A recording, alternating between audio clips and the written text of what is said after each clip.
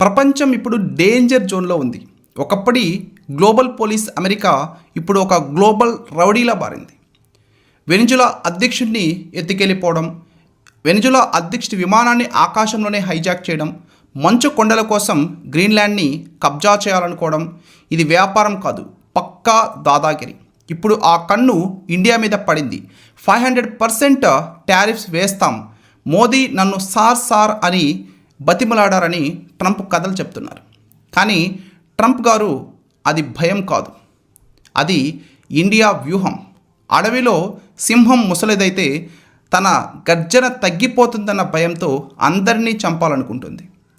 America పరిస్థితి కూడా అంతే.